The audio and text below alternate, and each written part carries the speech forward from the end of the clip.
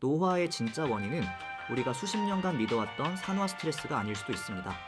정확히 60세부터 혈액 속 미토콘드리아 DNA의 돌연변이가 폭발적으로 늘기 시작합니다. 그런데 왜 하필 60세일까요? 그리고 이 돌연변이는 정말로 산소가 세포를 망가뜨려서 생긴 걸까요? 이 영상에서 보여드릴 건 세 가지입니다. 첫째, 약 75만 명의 유전체에서 처음 드러난 60세 변곡점. 둘째, 그 돌연변이의 지문이 가리키는 진짜 범인. 셋째, 왜 이게 혈액암 위험 예측까지 이어지는지. 이번에 살펴볼 논문은 네이처에 실린 Mechanism of Age-Related Accumulation of mtDNA Mutations in Human Blood, 우리말로는 사람 혈액에서 미토콘드리아 DNA 돌연변이가 나이와 함께 쌓이는 메커니즘이에요. 바로 들어가 볼게요. 먼저 노화 연구의 오래된 미스터리부터 살펴볼게요. 세포 안에는 발전소 같은 작은 기관이 있어요. 미토콘드리아라고 부르죠. 이 안에는 핵 DNA와는 별개로 자기만의 작은 DNA가 들어있어요. 이게 미토콘드리아 DNA, 줄여서 mtDNA예요. 그런데 사람이 나이가 들면 이 작은 DNA의 돌연변이가 점점 쌓인다라는 게 오래전부터 알려져 있었습니다. 지금까지 많은 교과서가 그 이유를 이렇게 설명했어요. 미토콘드리아가 에너지를 만들면서 활성산소를 부산물로 뱉어내고 이 활성산소가 바로 옆에 있는 mtDNA를 쾅쾅 두드려서 돌연변이를 만든다. 일종의 산화 스트레스 가설이죠. 그런데 최근 몇 년 사이 이 그림이 정말 맞는지 의심하는 데이터가 하나둘씩 나오기 시작했어요. 자, 그래서 연구팀은 어떤 질문을 던졌을까요? 브로드 연구소의 무사그룹은 이 오랜 미스터리를 풀기 위해 전례 없는 규모로 덤볐어요. 영국의 UK 바이오방 그리고 미국의 All of Us 코호트를 합쳐서 약 75만 명의 혈액 전유 전체 데이터를 들여다본 거죠. 질문은 단순해요. 도대체 무엇이, 어떻게, 왜 미토콘드리아 DNA 돌연변이를 나이와 함께 쌓이게 만드는가? 그래서 이걸 어떻게 분석했을까요? 연구팀은 자체 개발한 MT-SWAL이라는 분석 파이프라인을 썼어요.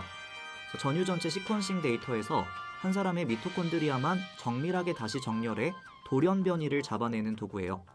MTSMB, 즉 미토콘드리아, 단일 염기변이의 개수를 분석한 인원만 약 23만 7천 명, 미토콘드리아 양 자체까지 본 전체 인원은 약 73만 6천 명이었어요. 그 다음 연구팀은 두 가지를 동시에 봤어요. 하나는 돌연변이의 지문, 어떤 염기에서 어떤 염기로 바뀌었는지 그 패턴이 산화 손상의 지문과 일치하는지 아니면 다른 무엇과 닮았는지, 다른 하나는 GOS, 그러니까 핵 유전체에 있는 어떤 변이가 이 미토콘드리아 DNA 돌연변이 양과 연관되는지를 찾는 분석이에요. 자, 이제 핵심 결과로 들어가요. 첫 번째 발견부터 충격적이에요. 미토콘드리아 DNA 돌연변이는 나이가 들어도 한참은 거의 평평하다가 정확하게 60세 즈음부터 가파르게 위로 꺾여 올라갔어요.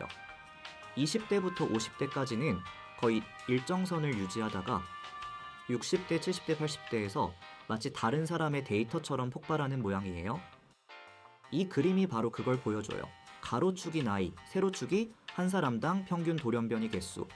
50대까지는 0.006 근처에서 거의 움직이지 않다가 60세를 지나면 1.0을 넘고 80대에서는 1.4를 훌쩍 넘어요. 약 2배 이상 빠르게 늘어나는 거죠.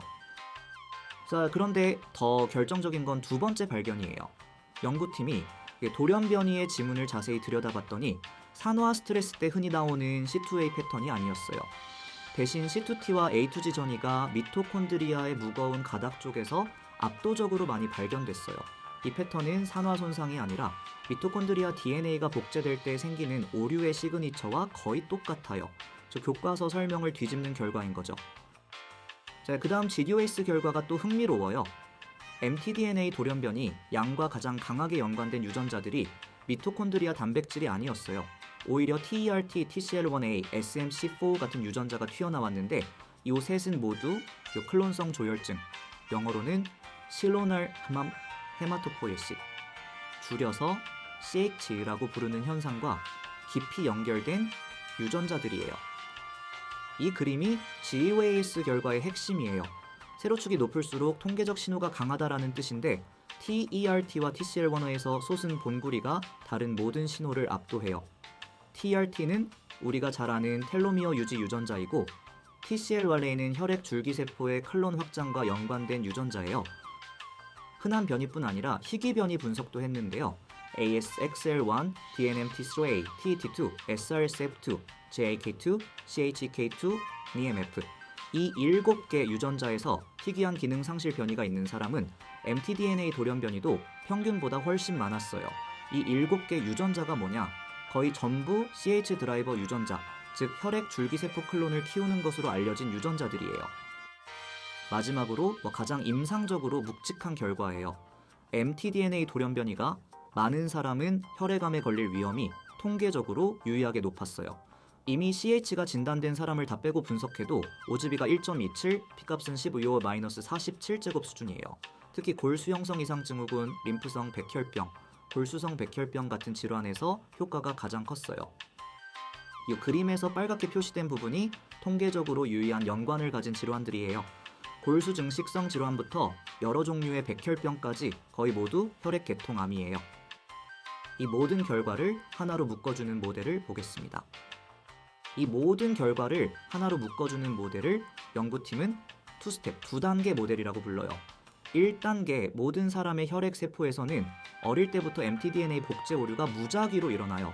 그런데 한 세포 안에서만 일어난 거라 전체 혈액풀에서 보면은 비율이 너무 낮아서 시퀀싱으로 잡히지 않아요. 연구팀은 이걸 숨어 있다라는 뜻으로 크립틱 변이라고 불러요. 2단계, 나이가 들면서 누군가의 혈액 줄기세포에 CH 드라이버 변이가 생겨요. 그 세포가 폭발적으로 분열해서 같은 클론이 혈액의 큰 비중을 차지하게 되죠. 그러면은 그 클론이 원래 자기 안에 갖고 있던 mtDNA의 크립틱 변이도 같이 증폭돼서 갑자기 시퀀싱으로 검출 가능한 수준이 되는 거예요. 즉, mtDNA 돌연 변이의 진짜 원인은 복제 오류지만 우리가 그걸 나이가 들수록 보게 되는 진짜 이유는 클론 확장이라는 얘기예요. 이 그림이 그 모델을 한눈에 보여주는 다이어그램이에요. 위에서 아래로 내려갈수록 처음엔 거의 보이지 않던 색깔 점들이 빨간 클론의 확장과 함께 한쪽으로 쏠려서 검출 가능한 비율로 부풀어 오르는 모습이에요. 이 발견이 큰 이유는 이거예요. TERT, 그러니까 텔로미어, 그리고 클론성 조혈증, 그리고 mtDNA 돌연 변이, 지금까지 따로따로 연구돼 온 노화의 3가지 시그니처가 하나의 메커니즘으로 묶이는 거예요. 물론 이 연구도 한계가 있어요. 첫째, 전체 혈액을 한꺼번에 시퀀싱한 벌크 데이터예요.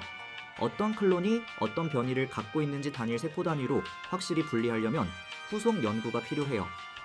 둘째, 뉴티라고 부르는 핵안의 가짜 미토콘드리아 서열이 일부 노이즈를 만들 수 있어요.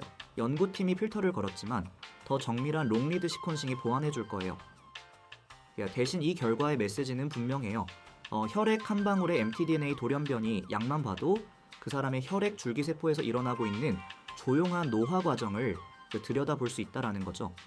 미래에는 이게 혈액암 조기 발견의 새 바이오마커가 될 가능성도 있어요. 오늘 내용을 한 문장으로 요약하면 미토콘드리아 DNA 돌연 변이가 나이와 함께 보이게 되는 이유는 산화가 아니라 복제 오류와 클론 확장이라는 2단계 메커니즘이라는 것이었어요. 원 논문 링크는 설명란에 달아뒀으니 관심 있으시면 직접 읽어보시길 권해드려요. 다음 영상에서 또 만나요.